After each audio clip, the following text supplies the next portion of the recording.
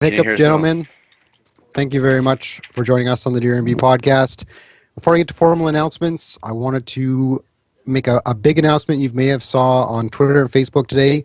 We have joined officially Operation Supply Drop. We are under their charity umbrella. Operation Supply Drop, for those of you that don't know, is a 501c military charity supporting the U.S. military and her allies. We will be working very closely with them on a multitude of projects, including 8-Bit Salute. What that means for DRMB, not much is going to change with content or anything like that, but we're going to be able to gain the ability to do more real-life events, bigger events, work with their sponsors to help support them. So we are very excited with that. Saying that, we would like to welcome today Mr. Thad Sasser, Dirty Death Dog, the multiplayer designer of Hardline. How's it going, Hi, guys. Thad? Hey, how's it going? Thanks for coming on yet again. We really appreciate it. My pleasure. And Always happy to talk to you guys. awesome. Second return. You're the first return guest so far. And Relaunch, with me, as always, the Jamiroquai of DRMB, the nicest guy in Battlefield, Mr. Lone B. Hello, everybody. Thanks for coming out. I hate you, Chris. It's all about the beating. It's awesome. Jamiroquai, my ass. So yeah, today we are talking Hardline patch.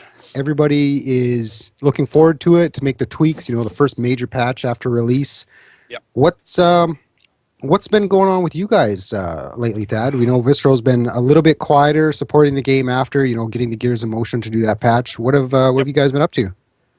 Well, obviously, you guys know we've announced a bunch of the premium content, so we've been hard at work on creating the first expansion pack for premium. We've got a lot of good stuff in the works. We'll be talking more about it pretty soon. TM. I'm actually pretty excited about this content too. We were playing some of it earlier today, and I think it's really shaping up nicely. We've got some exciting things in store for you. Nice. Yeah, I'm looking forward to that. I know you guys have talked about a little things, different things you want to do with like the gun bench and things like that. So that is exciting. So sorry, go ahead. Sorry, I was just going to say, in addition to the premium stuff, obviously you're working hard on reading all the community feedback, looking at the data, measuring the statistics, thinking about the changes we need to make to the game, and so on. And obviously that's one of the things we're here to talk about. So it dovetails nicely. Excellent. I'm glad. And for everyone, I just like throwing this out there because it helps you guys. If you're going to give feedback, Battlelog forums is the best place to do that. It is. Not tweeting at that. He appreciates it, but it's hard to keep track of. So there's a lot. Yeah. Now, speaking of that, Thad, do you guys, I know Tigger did or whatever from the CTE in LA where they moved a lot of the forum feedback to Reddit. Is that something that you guys are in a lot of as well? Do you have your own Reddit that you guys are doing the same with, or are you pretty much just sticking with Battlelog forums? For the official channel so far, we're just sticking with Battlelog. It's easier for us to moderate there, obviously. Reddit's a very interesting place. I spend a lot of time there. I reply to a lot of the comment threads and the subreddits underneath the Hardline subreddit.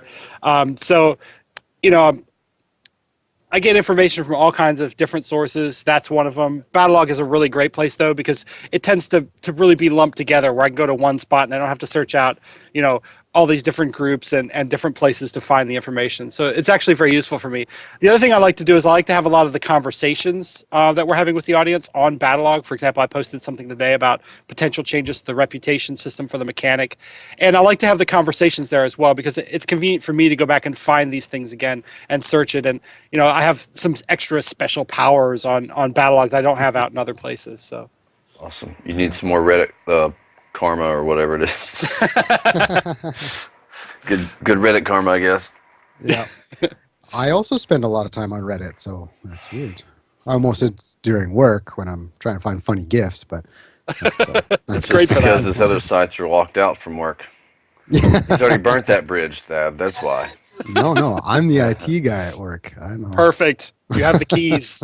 Yeah, exactly. So there are some upcoming patch details out there. Mm-hmm. And before the podcast started, we spoke a little bit about that. Do you want to talk just, what those patch details are, how current they are or anything like that? Yeah, well, I won't bother to read you guys the list. I assume anybody who's interested has probably already gone through the patch notes in there. I do want to be clear that that's not the entire list of all the details of the patches. We've kept certain things out depending on, what was risky, what we're certain of, and so on. Most of the details in there are probably going to be the things that are actually in the patch. But again, I don't want to say 100% that list is the final list and that's it, and all those things are correct. No, these things are. It's a continual process until we actually put it out in the world, right? That's one of the reasons why we like to stay away from dates and so on until we're certain that it's going to land on this date. We don't want to talk about the potential date because the chances are that date's probably going to move. And there's no sense in winding everybody up and getting them all frustrated when that date doesn't arrive or whatever it might be. Right. So we'd like to wait till we're certain. Then we'll say, hey, on this date, you'll get exactly this list of things. And here it is. Bam. This is what's in the can. That's good. I looked it over and most of the things look good, but I know the community has been talking about a few other things that we'll get to tonight. And I'm sure you guys are working on a lot of those as well. The only thing I really want to know is the RPG reduced to 1 ammo. How certain is that? That's in. there? It's currently in right now. Yes, and also the explosion radius has been greatly reduced. Previously, the radius, which is half the distance of the diameter, was 4.5 meters. That's huge. That's a huge radius. So one of the side effects of this is you didn't have to be very accurate. You could kind of be sloppy and miss the car, and the car would still blow up. So with the reduced number of shots and the reduced radius, it's going to become more of a skill weapon and also less spammy. Yeah, that's good. I mean, it is necessary, I think, but maybe a little too easy mode at this stage in the game. Yeah. We're hoping that this solves the majority of the problems that players have with it. Of course, we'll continue to monitor and listen and see what the results of this feedback are. And I am also interested. I put out a survey before we made the change about what do you guys think about this? Should it stay? Should it be removed? Should it be exactly the way it is or what have you? And I'm interested to run the same survey again after people have played with the changes for a week or two and see how the results have changed. So I think that'll be a good indicator of whether we're going the right direction or not. So, and how far we need to go. So that change just overall for all modes. That's not just for Hotwire. That is just overall. It's specific to the junk of the trunk feature, right? The battle pickup RPGs will still have 2 shots. They will have the reduced radius, but they'll still have 2 shots. Yeah, because you're still gonna want those to counter in specific cases where you're like, this is designed as the power weapon for the map or whatever it might be. So, right now those are still 2 shots. Right. Enough. And Zoop in the chat said you're going to reduce the K10 to 1 bullet, correct? Yeah, it's going to be one bullet that does 1 damage and it fires once a minute. Everyone will use it. People still use it. Yeah, exactly. There would be somebody somewhere and would fully mean it. Like, that thing's still overpowered. Still no. Is there? If you can kind of give us the inside scoop, is there? I'm sure there is, but is there one that you can share of a priority list? What's the main things that you guys are looking at, wanting to address and work on, or is it an overall balance, servers, everything? It's really hard for me to sit here and tell you an exact priority because the way we typically prioritize it's not like we do this is number 1 and it goes all the way down to 10. We'll do that as we get closer to finaling exactly what it is we want to do. But when we're looking at all the data, we say, okay, these are the top trending issues. Okay, this is something that's a common source of complaint over here. This is something that you see 100 mentions a day on, and this is something you see 50 mentions a day on, and things like that. And it helps us figure out what the most important topics of conversation are and where to kind of focus our attention and our observation, I guess, where we're focusing our attention to detail. So it'd be hard for me to say here's the top 1 through 10, but in kind of amongst the top priority things, I think there's weapon balance. Crashes, I think, would probably go above that. Any sort of performance issue people are having where they're being disconnected from the game or they can't find a server or they're crashing, those are probably the top priority for us in almost every case. Those typically stop everything until those get fixed. So those might be the exception where they're the most important. We're looking at... Sorry, go ahead, please. And then from there, it goes into a bunch of other little details, like how is this particular system working? Like I talked about the rep system, for example. I think that... it's not ideal. There's some things in it where you're like, oh, I have to pick between these two things, but I don't have either gadget, so neither one of these makes sense for me. So we're looking at some of the finer details like that that'll help the game overall, but aren't necessarily of high importance. But on the other hand, they're pretty easy to fix. So, and then we come down to things like, there's a bad out of bounds or some level design stuff, or maybe there's some weird camera collision or some bad vehicle collision or something like that. And, we get down into the finer and finer details. But typically a standard patch has little elements of all of that weighted more heavily in certain areas than others. Right. Go ahead, Chris. No, go ahead. You had something to say? Well, when it comes to, I know if we don't ask you for one, Phil will be mad, and we don't want to make Phil mad. But any date or anything you can tell us about consoles getting rentable servers? Excuse me. Soon. Anything besides soon, Dad. Soon, not yeah. I want all of you guys in the development sooner. business, in gaming development, to just get that tattooed somewhere. Just soon. That way I can just be like, what'd you say? Oh yeah, it's right here. Soon. Yeah. That's such an evil word. Yeah, no, I can't really give you specific dates. Obviously, if I could, I would have already shared them. Right.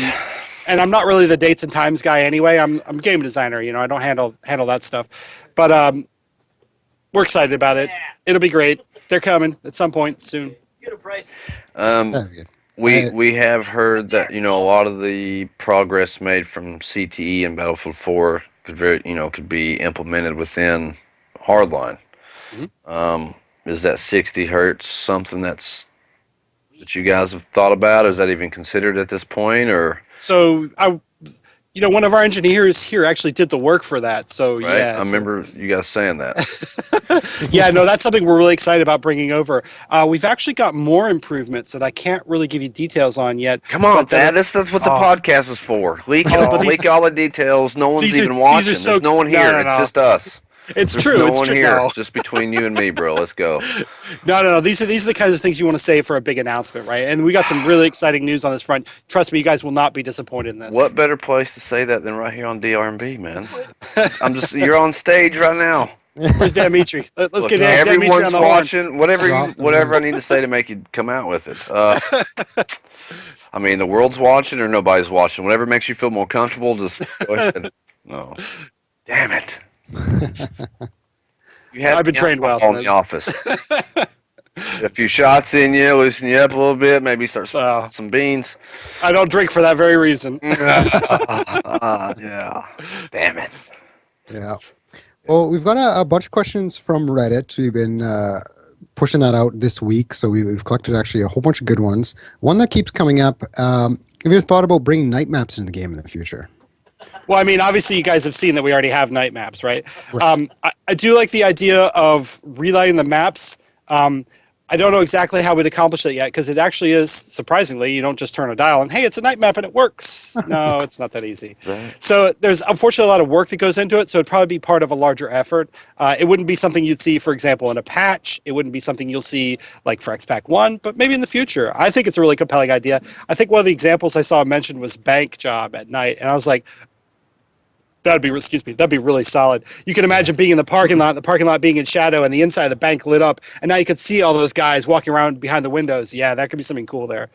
So I think it's an exciting idea. I'd be interested to see how many people were actually interested in that, and if a lot of people were interested, in that kind of content. I think that's the kind of thing we could certainly talk about. Yeah, and maybe more, down the line after things are a little more set. Well, I'd say wait and see what we're going to give you in Pack 1, and Oh, tell us how many guns are coming in Pack 1, Thad.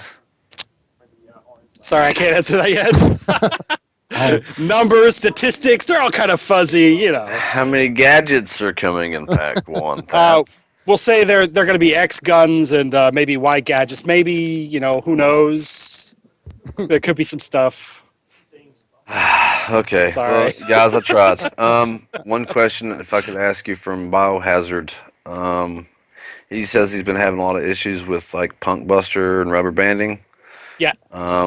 Is that a well-known reported issue to you guys? Something that's being addressed, worked on, possible So to my knowledge, solution? those two shouldn't be related. Punkbuster might cause your CPU to spike. Um, we do have some work going on that. I can't talk too much about it yet, but I was talking to one of the engineers about this yesterday, and he's hopeful that we got some of these issues sorted out in the near future. So hopefully we have some really good news for you on that front. So it is something you know about and know, and it is The working on. Punkbuster Awesome. spikes, yeah. One of the major reasons for rubber banding is either your connection to the server or other players' connections to the server. So it depends on whether you're rubber banding or you're perceiving other players rubber banding or what have you. And often you'll have drop packets when that happens. I don't know if you guys know about this, but the upper right-hand corner, you get those little squares that flash. That indicates that your connection is having problems and the server is not getting all the things that you're sending it. So I would say, if that's the case, try to find a different server. Try to check your connection, make sure that you're not having any sort of Wi-Fi problems or whatever it might be. So, unfortunately, that's not something we can always control that easily. You need to have a good connection to the server. Right on. Yeah, I was actually just talking about that with Zoop today. Actually, he said he's had very little problems with connections, but the time he has, being shot around corners, he's looked and it's like 200 ping or something like that. So, Yep. um, Unfortunately, there's no real way. Sorry to interrupt you, Chris. There's no real way to get around real-world physics, right? That 200 milliseconds, that's from you to the server, and if it's 200 more milliseconds to the other guy, you can imagine that it's that's like a second's worth of bouncing around of signal, and that's a huge amount of time in a shooter. A full second of gameplay, wow, that's a lot. So of course that physics compounds the problem when you've got that 200 milliseconds of ping of the message going there and back again or what have you. Right. It can really add up and create a not ideal experience. Yeah, and that's something I've always said.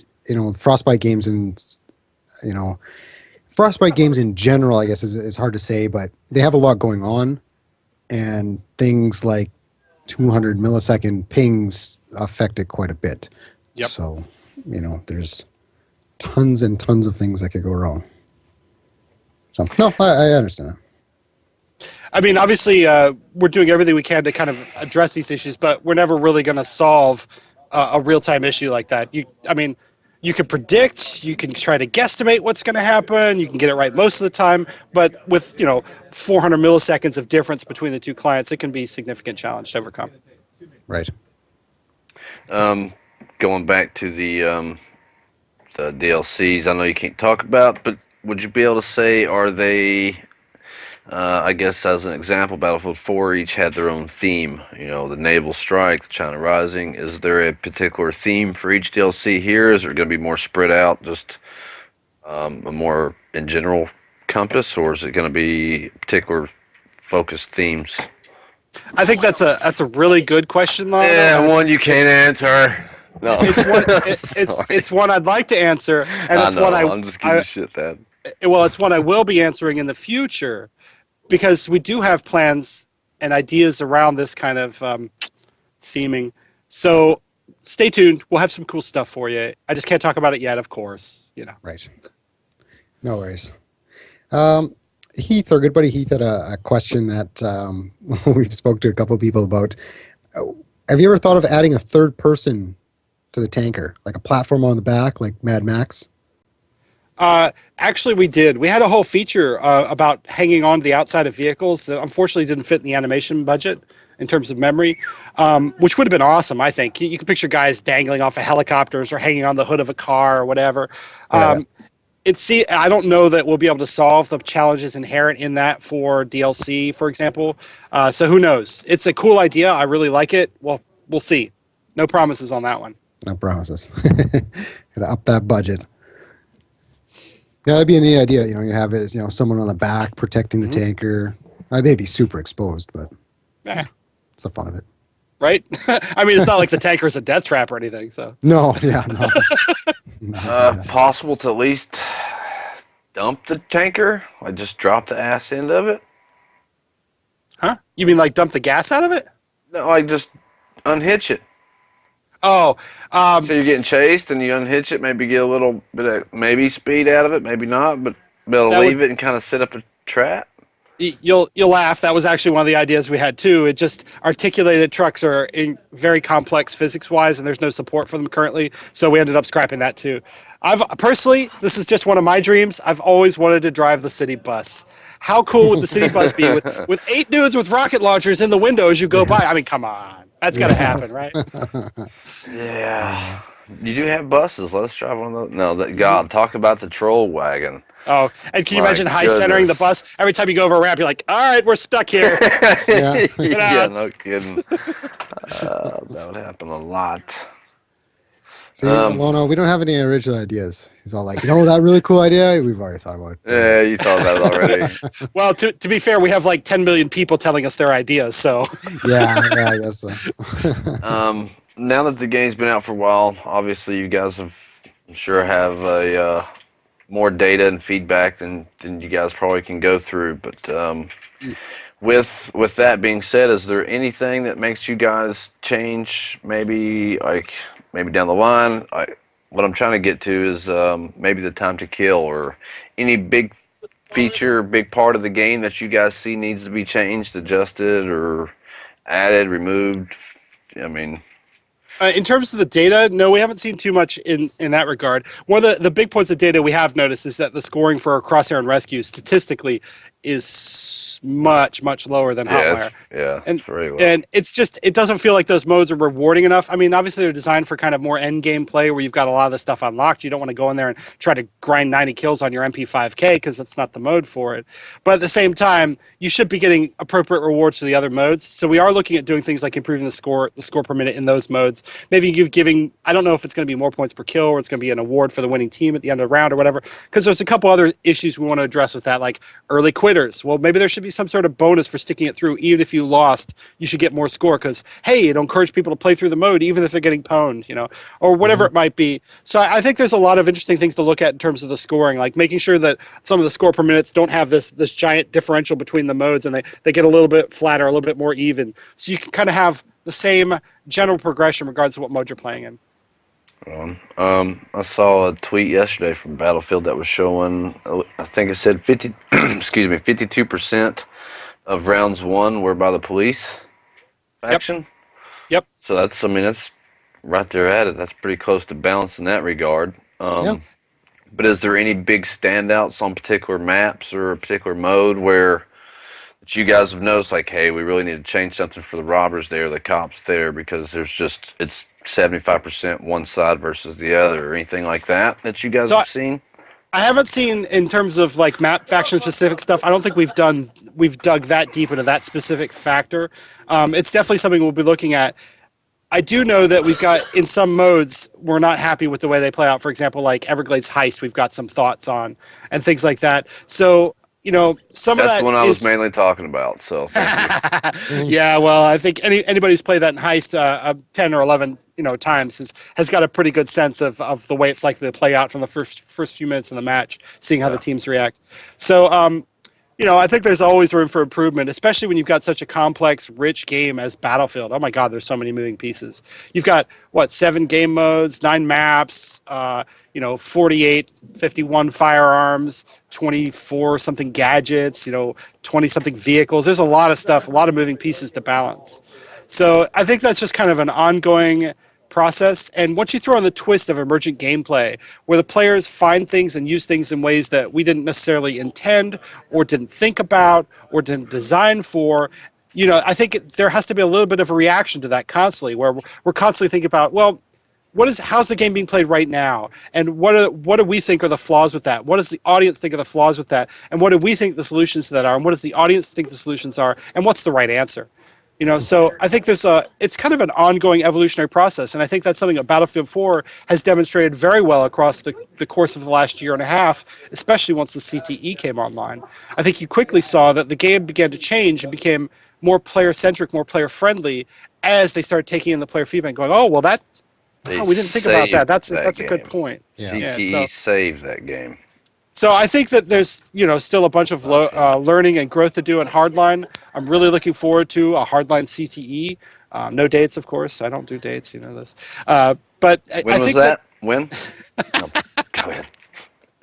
I think it'll be really interesting to see what kind of community feedback we get in the CTE, and if that's something we can push changes through very fast, and we can try things out.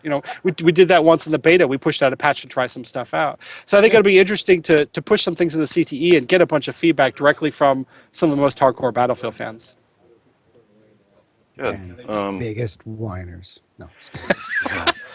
Question from Zoop. Oh, sorry. Go ahead. Fire away. I was just gonna say, believe it or not, we've started to learn how to identify them. Yeah. Let's say so. Question from Zoop in chat. Do you guys know any stats on how many times the hostage has actually been rescued, or you said it always seems like it's just a round of elimination versus the rescue? That's interesting. I don't actually have any stats. I think my perspective on that is it depends on the teams, right? If you've got teams who don't care about the objective, they're just going to play elimination. But I found it more useful, actually, to go after the hostages in many situations. So I think it depends on your playstyle and who you're playing with. I know that some players feel like the objective isn't important, but when you can win the match that easily, and I think if there's more incentive to winning the match, this might help. When you can win the match that easily by going in there, picking up the guy and walking out with the guy because they're not paying attention, I think there's a level of depth and strategy there that maybe the players who are playing elimination aren't necessarily experiencing. So, right. I do believe after you guys address like the big gap between points earned, I mean, because especially early on, everybody's wanting to have all these unlocks, have money to buy this stuff. They want to rank this stuff up, and where those modes are so much more toned back. I think at the moment with those points being low like they are, that if you guys were able to buff those points for that mode, it would, for both that and Crosshair, that would really help get those modes going more, get more steam behind them. Yeah, I think that's really the complaint. That's the only complaint I hear from those modes. Sorry to cut you off, but that really, they're like, I just don't make enough points there. Don't get enough points there. It's like no one really has a problem with the fundamentals of the mode. They seem to have a good time and enjoy it, but when it comes to just got the game, I've only had it for so long, I want to get this and get that, that feels like that's what's hurting them. So I think that'll be a big help. I think that and the making sure that there's an incentive to stick around to the end of the round, if we can figure both of those things out, I think they'll be in pretty good shape. And of course, obviously, it'd be great to have matchmaking. Hey. Yeah. That's that was something else with premium, right? Within those modes. We did talk about competitive support with premium. I have to buy your damn cookie, Thad. I can't tell you anything. I'm dying here. Pregnant pause. Oh, we did say that, did we? Yeah, he's like, we didn't talk about that. Doesn't silence. Sound like yeah. All right. Put the lotion on the scanner. Get the water hose again, Thad. All right. Damn it. I'll keep trying, guys. I'm trying to sneak one out, but Yeah. One of these days he's gonna slip. Yeah. Next week with new lead designer. Yeah, exactly. Yeah. We had a guy by the name of Cheap Nub on Reddit ask, have you thought about swapping carbines from the operator to the mechanic class? Operators don't really use them due to the superiority of ARs, and mechanics are really lacking medium range capabilities. Is that something you guys looked at? It's an interesting idea. It's certainly one of our thoughts. I think he's got a point. However, that would kind of give the mechanic 12 weapons, which seems like four more than most of the other classes. But, hey, maybe there's something coming in DLC, too. Who knows? Let's find out. Thanks for tuning in to the Teaser Podcast. Thad, all right, what can you tell us, bro? Come on, give us the deets. What is it? We want to know DLC themed. What are those themes? What's coming in each one? When's the gun thing coming out? Just tell us all, and we'll all just financially support you for the rest of your life from here on out. Well, I'm totally down with this. Unfortunately, there's a lot of other people here too. So, damn. See, I tried again. Try. Well, I mean, we've talked about the names, so I can talk about those briefly. And they're called criminal activity, robbery, getaway, and betrayal. And I don't know if these words are evocative to you or bring to mind any sort of sense that there might be a theme to these. Posted? These are on the official. These are on the official Battlelog thing. They better be, or else I'm in trouble. No, they're on the official. They're on the official website somewhere. I know that I've seen them. So I'm slacking. Sorry, please continue. All right, I'm behind. I've not seen those. Sorry. So basically, we have those 4 packs, and then each pack, you know what Battlefield's offered in the past. You can imagine this will be comparable. Damn it. You imagine this will just be way less, just total, like maybe a map if you're lucky. Can, No, not. I mean, maybe just a mini map. Can we It'll at just least- it's just a Maybe mini a- map. Maybe Can a we red get an dot site. idea? Are they going to be any way like previous DLCs for Battlefield 4? Or can we expect those to at least be along the same line of like the 4 maps and X amount of guns? Or is it going to be a whole new way of doing it? Instead of telling you I don't know, I'll give you my other favorite answer is, do you want that? I heard that many a times in the feedback. That, do I want that grapple hook to work? Yes, I do. Yeah, Brad. I would like that. Oh, okay, great, thank you. I'll hold on, I'm making a note. Noted. Damn it. All right. He's just teasing us, guys. No. It's like, steak, but you know how to eat it. It's No, just, it looks good though. It smells great. Yeah. I'll tell you right now. damn it, Dad. We had a really good question on Reddit, and I hope you can speak to a little bit more about it than I can. I'm not too familiar with hardcore mode, but Nightmare 11B asks, can we get a detailed explanation as to why the health model on hardcore went from the standard 60 to 100%? Yeah, I mean, we've a letdown hardcore player. drama alert. So yeah, I mean, we've talked about this before, and I understand that there's a certain segment of the hardcore audience that is unhappy with this, and it's definitely something we're considering. I think these guys are okay with the idea that you stub your toe and you're going to be dead, or that certain high rate of fire weapons are basically going to win the war, and I think that's something that'd be great to try out in the CTE. It'd be something that we'd want to try out and get input on, because I don't think we can afford to rebalance all of the weapons, for example, for a specific health model. That's just not realistically something that that would be a very large feature to add at this point. However, we're definitely always listening. Maybe there's some happy medium. Maybe setting health to 80 or 70 is going to work for us. But we're a little reluctant to just kind of like throw that switch and do it live, as it were. There should be part of one of the bugs we're fixing right now is that when you change the health, you're supposed to be allowed to change it with a certain range and still stay as a ranked server. And right now, that's not functioning properly. It resets your health every round. So we are fixing that at least. So you'll be able to do it on your custom servers, which should be good news for these guys. I know it's just a first step. We'll continue to look at the issue, and we do appreciate the feedback, especially when it's shall we say rather more politely phrased than some of the examples I've seen. Yeah. That makes sense, and the whole changing with the ranked and official servers, that'll be helpful. I know we've spoke to a couple people just playing with Visceral people, Zach and everybody else, and they're like, you know what, we know it's coming. It's not totally up to you guys, so that'll be appreciated. Will Hardline have its own CTE, or is that just going to be something that you guys are working together for Battlefield 4 and Hardline? Is it just going to be that one scene, or is there actually going to be an individual Hardline? Sadly, for that? I can't share the exact details with you yet. I'd love a CTE. It'll be great. But you did say that we will get, obviously, some of those features from Battlefield 4 CTE progressed over. As you said, one of the engineers for Hardline helped work on that, so on and so forth. Yeah, absolutely. So, and we've also got Fred Tuna here. You guys might be familiar with him. I think he was on the podcast before, maybe. Never heard of him. Oh, not yet. Okay. Never heard of him. Okay. Just kidding. he won't do it. He's been instrumental in incorporating a lot of the previous CTE changes into Hardline, and we look forward to doing other things like universal soldier aiming, ADS slider. There's like a whole list of them somewhere. I have it on a spreadsheet somewhere. So we've got a whole list of this kind of stuff that we will be bringing over as fast as we can. Obviously, it just takes time. We've got processes we have to go through, and we've got production realities. So Awesome. Makes sense. All right.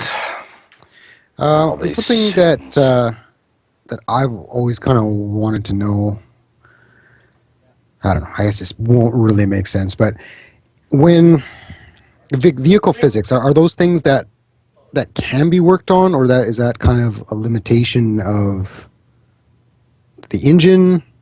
Can we? Is there any room to tweak those? I guess is what I'm saying in the nicest way possible.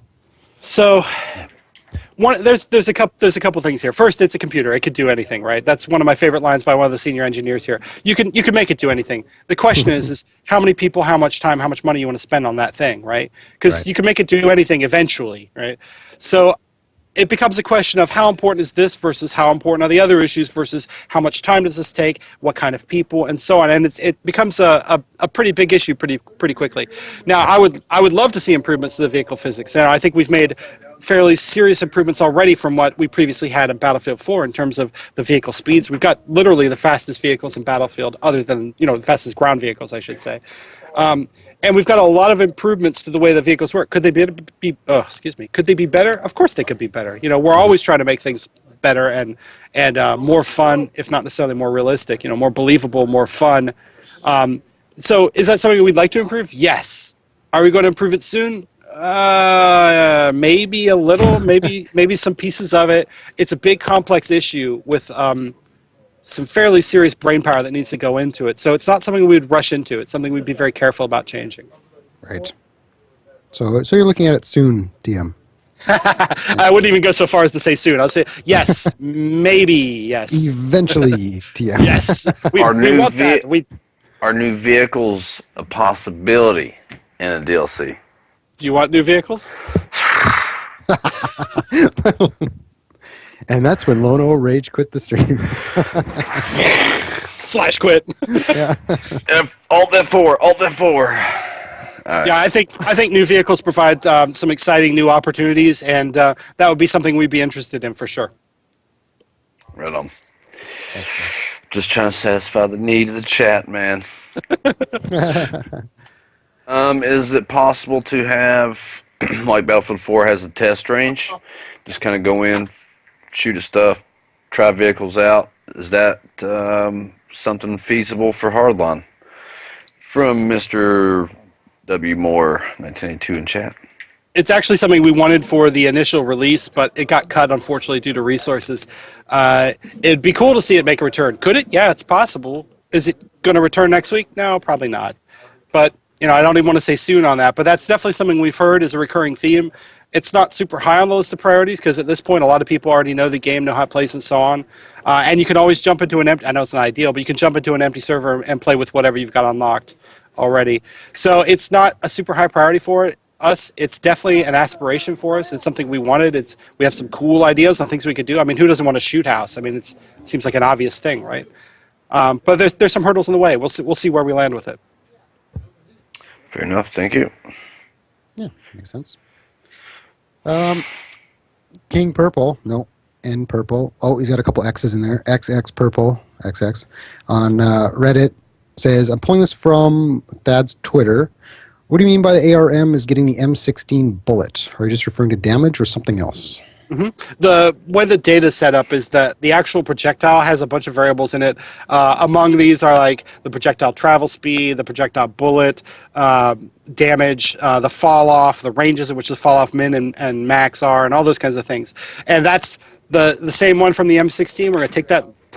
The ARM is going to use that. Currently, it's using a different 5.56 bullet, which has lower damage and different fall off properties and all that. And that's one of the things we're going to try here in the playtest.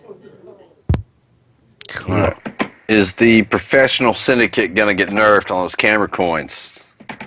Thrown off the wall. Any changes with assignments and whatnot? There'll definitely be changes to assignments.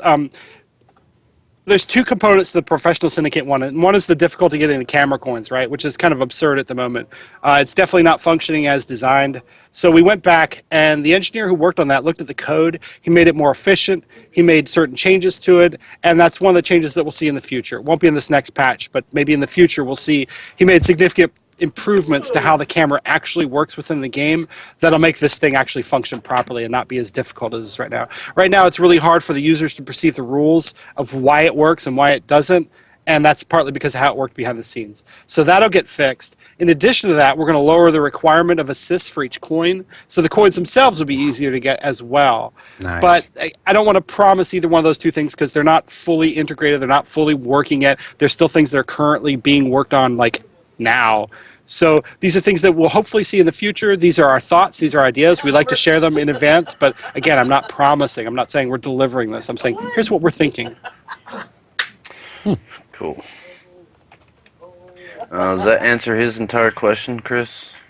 Yeah. Well, he also asked what further guns, if you're able to talk about it, what other further gun tweaks are you looking into? Anything you've noticed, besides the K10, obviously. In terms of weapon tweaks, Yeah. yes. I mean, I think we put out a pretty big list there. I think there are a couple of guns that are significantly underperforming still. Things like the Uzi and the M45 just aren't really that viable, especially before you get unlocks for them. Once you start to get some of the unlocks, they get a little bit better. They still don't really hold a candle to some of the best weapons in that class. And that's something where we don't necessarily want to smash down all the high points. We want to bring some of the low points up so they can be, comparable in terms of performance. Like I've spent probably the last 3 weeks just using what everybody considers the worst weapons in the game, and just learning their individual quirks and learning their individual personalities, and then kind of stack ranking them into what I think are the worst. And then I did research and saw what the community thinks are the worst, and luckily we mostly agree. We line up on those pretty well. And I'll be talking to the weapons designer, David Price, about some of these issues and what we can do to improve these guns. He's obviously got a lot of thoughts on this as well. He's got some actions he's currently taking in the test environment here. I don't know what's going on behind me there. And so we'll see continuing improvements. And like I said, I think that balance and gameplay mechanics are in a continual state of evolution anymore. It used to be that you'd make a game and you'd be like, all right, game is done. Yeah. It is what it is. Play it.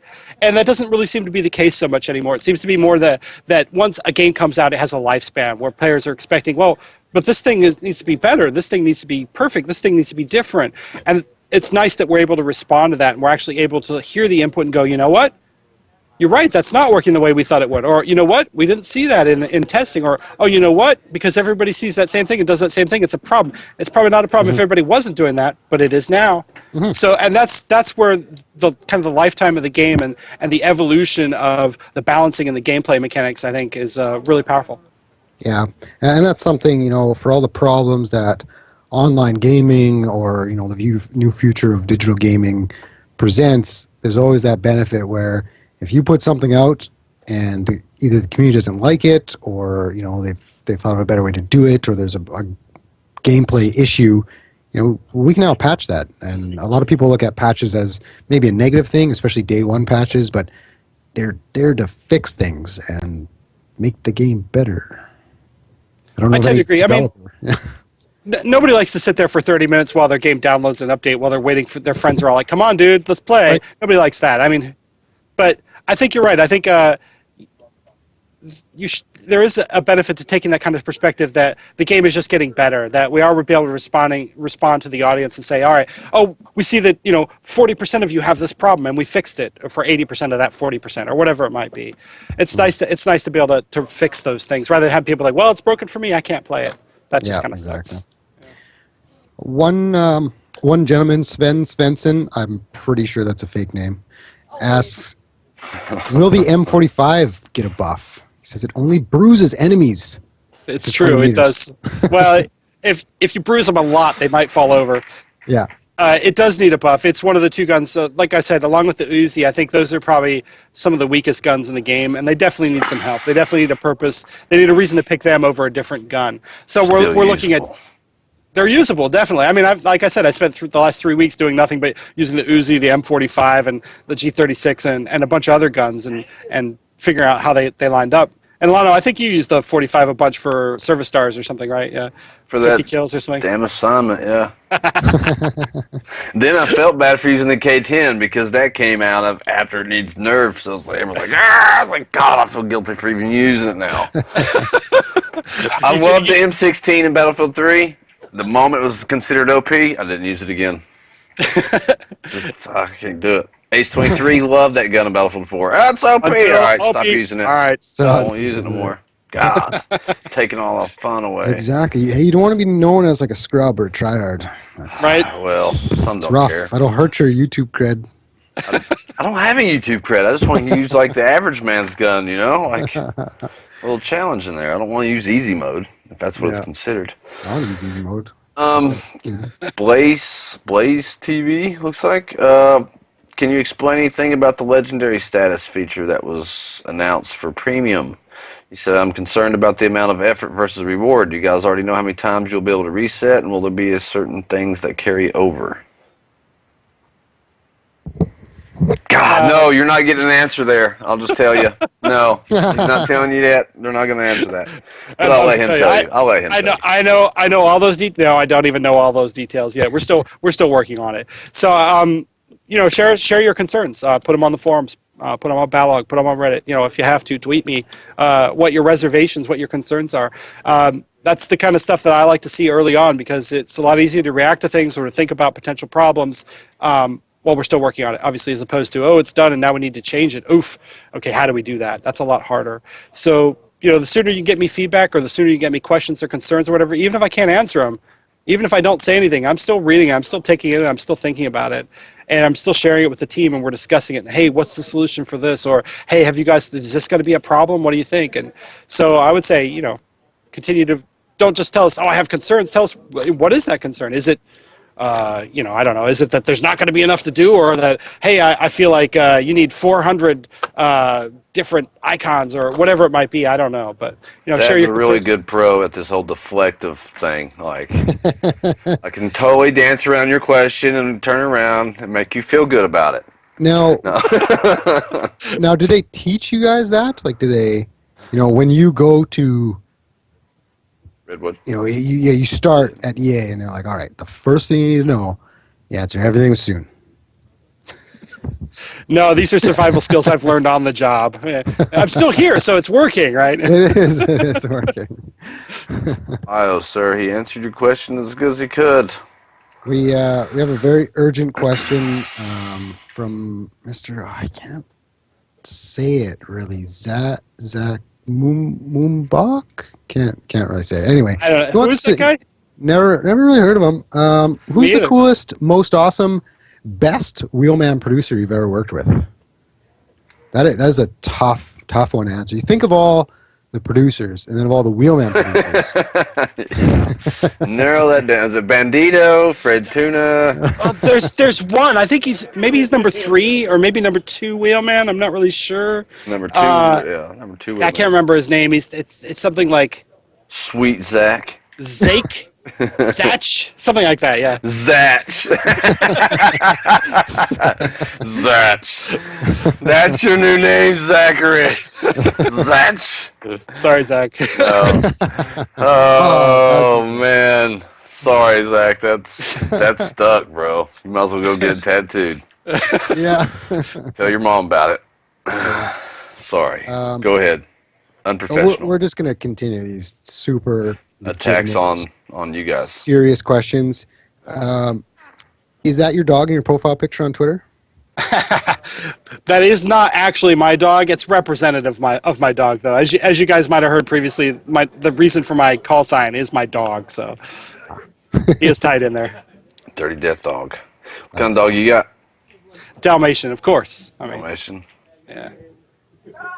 Surprised Chris doesn't have 3 of those. Oh yeah, no kidding. Don't tell my wife. Well, she wants. Well, I mean, you've been a fireman and all. Figured you'd have you some Dalmatians. Oh, Dalmatians. No. Now I get it. Yeah.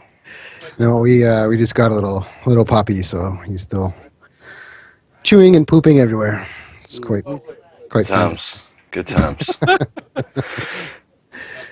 So God, I guess you can't really tell us any of that stuff until you guys make an official announcement. Can you tell us when that announcement will be? Soon. Chris. Me and Chris could just have this podcast between ourselves. Soon. So, Chris, what do you think? Well, ask my guess is soon. Would you like it soon? Soon. Yeah. Yes. Soon. Chris, I do need an understudy. I think you're perfect. Nice. Soon. We're practicing. Not yet, but soon. Damn it.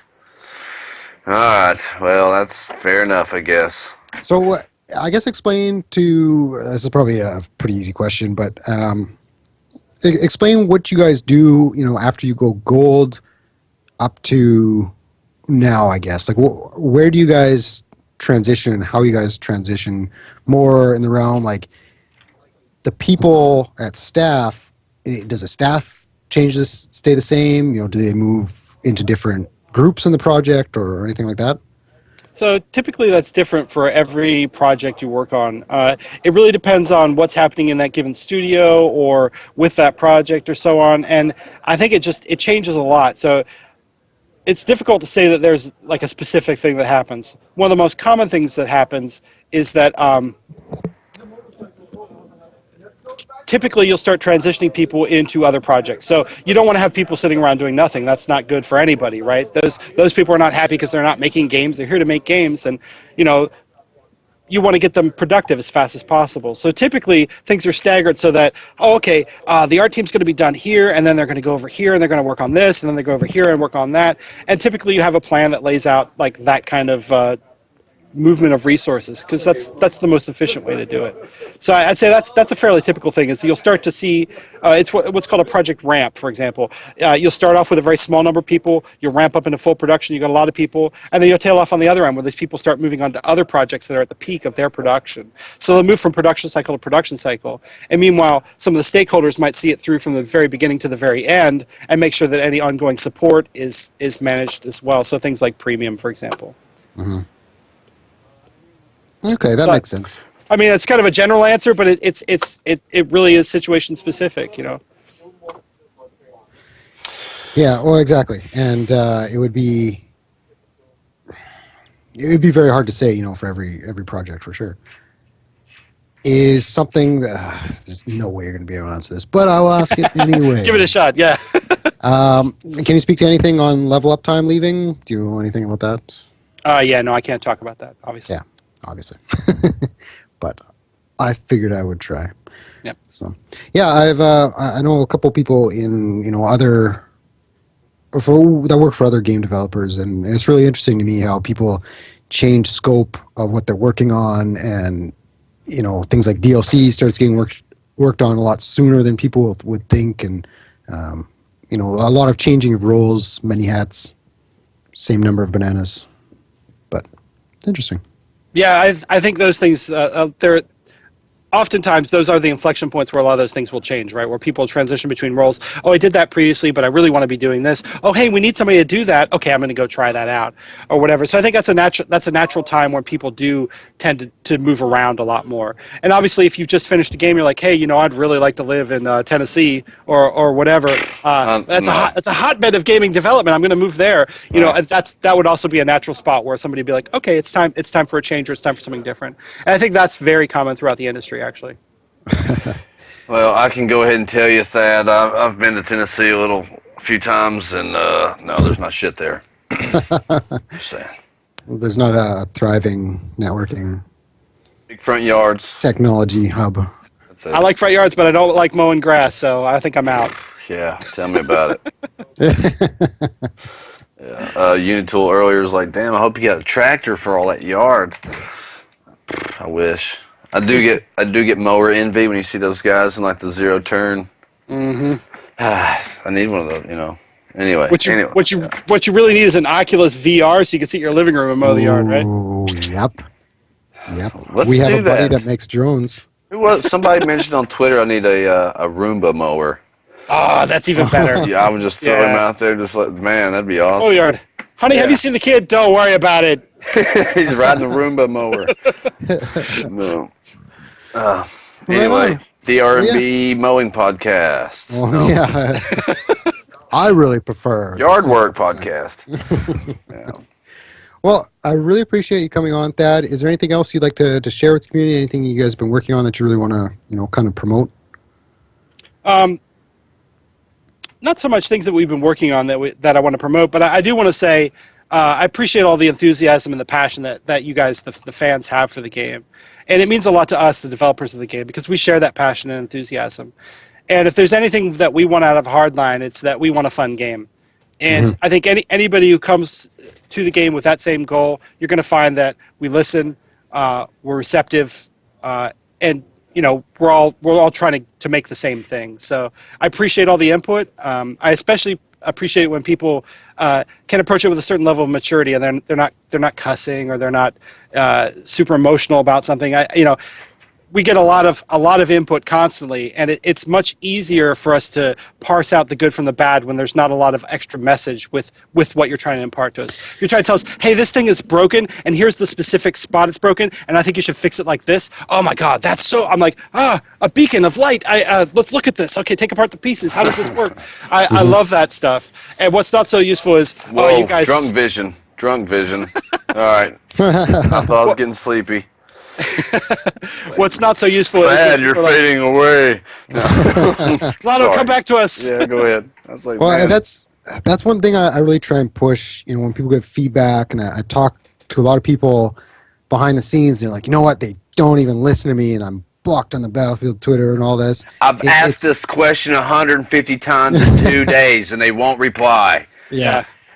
Dicks, One of the biggest things, and I don't want to say it's responsible for CTE because that would be way too presumptuous, but Jack Frags made a video for, was it Battlefield 3 or Battlefield 4 on the whole netcode thing, and he showed specifically when it happened and everything else, and that was like a big wake-up call, I feel, to both the developers and the community, where it's like, we can show you specifically what's going wrong, and you guys can take a look at it. And I remember, the developers at the time looking at it and be like, yes, this is exactly what we need. Yep. To go forward. Wall with the game. bug.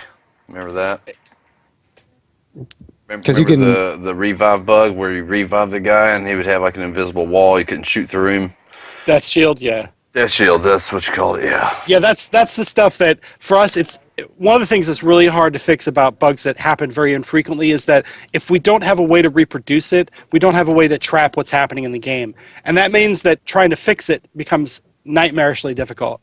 Where even if you think you fixed it, you're not really sure until you have a case where you can reproduce it, where you can say, okay, I know that it's going to happen. In this case, we did our fix, we tried it, it didn't happen, the fix has worked. And having those kinds of very explicit steps, especially with a scientific bent, where somebody's researched and said, well, I know that X plus Y equals Z, and in this case, we're not getting Z, even though we've got X and Y. So there's some other variable in here, and here's what we think it is, and here's how it's working. That kind of stuff can be super, super useful. And it's the assurance the QA guys here often do. They'll have a theory, they'll come up with a reason why their theory works or doesn't work, and they'll come up with a test case, and they'll say, oh, this reproduces 9 out of 10 times using this theory. And you'll be like, oh, well, that allows us to fix it. Great, thank you. And I think that kind of stuff is super valuable and is super useful. It's one of the things that, when I get a video showing off a bug or whatever, I don't even have to try to explain it to QA. I can just be like, hey, QA, somebody found a bug on XYZ. Here's the video. It explains it. Go. And that's super easy. That's a super easy way to show off a problem. I don't have to be like, oh, it's in bank job in heist mode at coordinates 1399265. You got that? I can say, oh yeah, the vault door, when it opens, there's a problem, or whatever it is. So I think that's a really clear way to show us what the problems are. The videos have been great. It's super useful.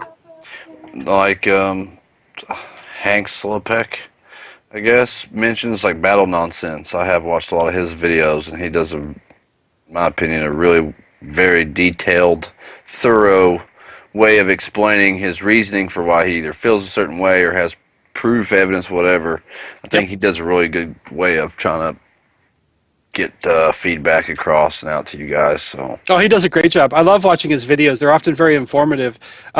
And they'll talk about topics that aren't commonly understood also, which I love. It's spreading that kind of depth of knowledge out to players. And here's why this is an issue. Here's why you can never overcome real latency, because signals actually take time to travel, or whatever he's talking about. So he does some really good analysis. Just good on that. Yeah, so good. I would stress people go to the Battlelog forums with your points instead of Twitter. Twitter is a great tool, but I cannot remember what someone tweeted at me in the morning, let alone how many people are tweeting at you problems. I would imagine. Ironically, to give my feedback to Battlefield is why I started Twitter. Really, because I hate forums so bad. Yeah, you really it's do. Like Twitter, I don't know that shit. What am I going? I don't need to tell people I'm washing my hair. What's Twitter? 140 characters. Yeah, what's that? And I started doing it because I hated forums. And I hate to say that on here, but really, they can be so toxic. Does it involve copying and pasting files?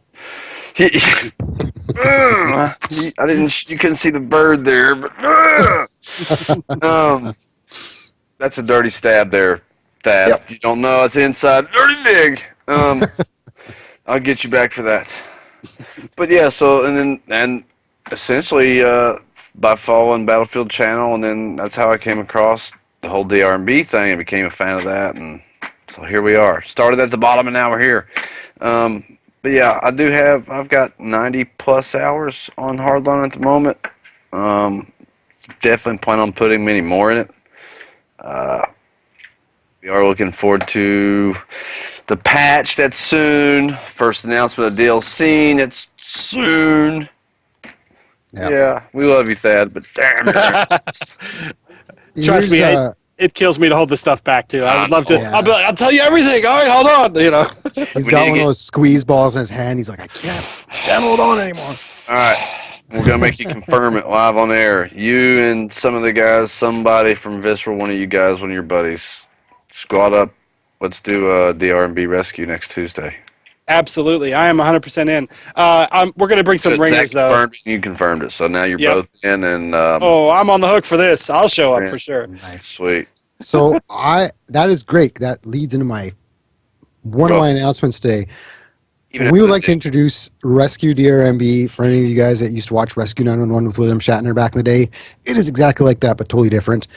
It is a chance to play with developers such as Thad and Zach and other community personalities in Battlefield, the Jack Frags of the world and everything else. Playing Hardline Rescue games with these people for charity. DRMB members on one side, major personalities on the other side playing Rescue. Full information and how to sign up at drmb.co/rescuedrmb. We're super excited about it, and next Tuesday is going to be awesome. We'll have that posted on Twitter and all that as well. So I was leading into that, and now I got them on the hook, so they couldn't fail us. Sorry, Thad. That's part of the whole soon shit. Karma, man, karma. Now we're gonna Water off a duck's back, man. Yeah. Now I'm gonna steal your tags and put the RB logo on you. Awesome. Right on. We have any last minute Smart questions Thad. on the chat? Fire away, quick ones. Biohazard has a question. What do you do when no one on the forum replies to a thread? Does that mean nobody's looking at it? No, it doesn't mean that at all. A lot of times it'll mean that I read everything and I don't have time to reply to everything. Hey, I read this. Hey, if there's a little flag I could check, maybe we could do that. But I do read a lot of it, and I don't comment on most of it because commenting takes up a substantial amount more time because I have to think about what I'm going to say. I have to make sure that I'm answering the question. And sometimes I can't even answer what you're talking about. Maybe I know what you're talking about and I can't talk about it. Or maybe there's something we're working on that fixes it, but I don't know if that is actually going to work or what have you. So I can't really engage with you on that topic. So there may be a 40-page thread or whatever. I saw a little bit of the chat over here. There may be a 40-page thread on something that I just can't talk about yet. Maybe it's about, I don't know, Punkbuster spikes or whatever it might be. Maybe I can't share that information yet. So I would say just be patient. We have as much desire to communicate this information as you want to hear it, but it's not always the right time or the right thing to do. And the last thing we want to do is we don't want to create confusion or consternation. Well, but they said this, but that happened, and how come they couldn't know what was going to happen? Well, game development isn't necessarily like this is going to make this bad joke, but it's not necessarily like a digital thing where it's like, yes, this happens, and no, that doesn't. It's, there's some shades in there where you're like, well, we had all these great plans, but parts 3 and 4, they didn't make it. And we said they would, but they didn't, and that's not cool. Now people are confused. We'd much rather make a clear message and say, here is absolutely what we're delivering. Here's our promise. Here's our commitment. Here's what it is. And I think that's a better way to go. I think that's a clearer way to communicate. So yes, we read them. No, we can't always comment. No, I can't. I don't always have time to comment on everything I read either. Even if I find it's really interesting, sometimes I read it on the go. I'm on my way out the door, or I just got in, or what have you. So I can't always reply, and I'm just one guy, right? That is very true, and that's something people need to be aware of if they are looking at it, which they clearly are. I mean, they're official forums. You can't reply to every message. It's just not possible. It would be like the poor guy who runs the Battlefield Twitter responding to every single one on that. Yep. Whew, that'd be a job. Now I know this is probably really high on the whole priority list, but just to confirm, the The DRMB patch. That's like number one priority thing, right? Like, I believe that's what we call a Class A code red priority, where it's like the most gotcha. important aspect of it. And, sorry, guys. I just want to make sure it's clear. It's confirmed there. Okay. Everything else doesn't matter. Nope. It doesn't matter. DRMB patch priority. Sorry. Now, I do want to make it clear. If there are any problems with this patch, you have to blame Zatch. Yes, Zatch. See, it's stuck. Even your boss is going to call you Zatch now. Yes. Sorry, God, that makes me feel good. You might see him soon, Lono. So I know Zach is so cool. So I like talking shit to them and Thad and all of them. Bandito, Fred Tuna, Unitool, all of them been awesome. Let's see, Blaze TV. In general, is the board the best way to post feedback? The general board, rather, on the forums, or should he go? I think the Pacific boards, consoles, PCs aren't really useful for general feedback. I mean, it's just the forums in general. Really, you guys are reading all that, right? Whether you reply or not, you've answered that. Yeah, I try to. I think the majority of my time usually goes into the general thread because it acquires the most number of posts and so on. I do visit the other threads, but not quite as frequently. So I would say, unless it's specific to a weapon or specific to a gadget or something, the general thread's probably a good place to start. And if you want to combine social media with the battle log or whatever, if you make a post, feel free to tweet it at me. I can always click on a link and read that later. So. Ooh, I probably just signed myself up for a wave of links, but hey, I'm in. All right, so multiple places. We got patch number 1 coming soon. We got DLC announcement coming soon. We've got details on the gun bench and legendary status and more premium details coming soon. DRMB, Pulse of the Battlefield community have kept you in tuned on all the details. Is there anything that's not coming soon? Like years away. All right. Yeah, there's a lot of stuff, but I can't tell you any of it. So. See, now you're coming out and just talking to us like we're all in the same room. Like, look, I'm just not telling you shit. I'm just not telling you. I ain't got to be nice about it. You're not getting any answers from this guy. All right. Have you bought anyone else a cookie? Nope. I bought that one cookie, and my God, that cookie was a big cookie. Yeah. He enjoyed it so much, I think, with the sugar rush he had from the cookie is what had him continue all the way to where he's at now to 150. What was he? He was the first one to 150 again, wasn't he? I think so. I don't have confirmation of that, but I know he was well on his way early on. I think the sugar rush from the cookie pushed him all the way through, and now he's just like, I need a cookie. I hope it sustained him. Yeah. You probably gave the guy diabetes, Dad. Honestly, I even wrote that in a post to him. I said, "Hey, man, I don't want your health to suffer because of this." So, right, just give me all the cookery. All right, Dad, you have been awesome. Thank you so much for taking time out of your busy day. We've even kept you over a little bit.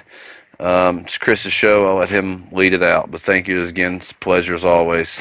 Yeah, thanks a lot, Thad. We really appreciate you coming on and clearing up a lot of the questions. And I mean, everybody knows you can't say tons, but it's better if you say it.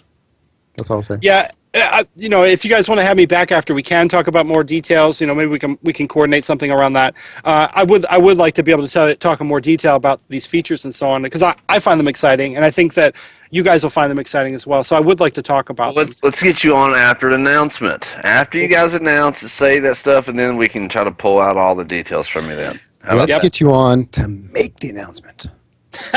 No. Live on I the could try. channel. It's a good try. I like that one. Yeah. All right. Thanks a lot, Thad. Cool. My pleasure, guys. Thanks, the last thing I want to mention, again, we're officially part of Operation Supply Drop now. Big things happening. You can check our posts on the website and on Front Towards Gamer for all the details on that. And we'll have bigger, better things coming soon. Rescue DRMB, very excited about that. Next Tuesday, if you'd like to enter, go to drmb.co/rescue DRMB, all lowercase. And if you're looking for DRMB merchandise, we've got a whole bunch of new shirts. We've got a beanie for Lono. We've got coffee mugs, everything. That is drmb.co/DRMB merch. And that's all I got. Thanks a lot, Thad. My pleasure. See you guys. Thanks, guys. Peace. Take care.